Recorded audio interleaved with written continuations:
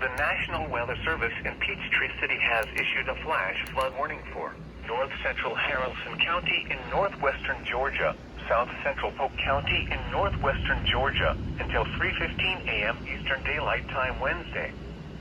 At 9:11 p.m. Eastern Daylight Time, Doppler radars producing heavy rain across the warned area. Flash flooding is ongoing or expected to begin shortly. Report.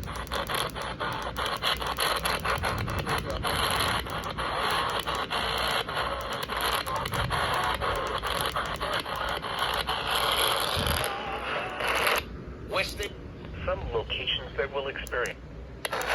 My wife. They. So big. And they're still out there. It is. Small creeks and streams, country roads, farmland, and other low-lying spots.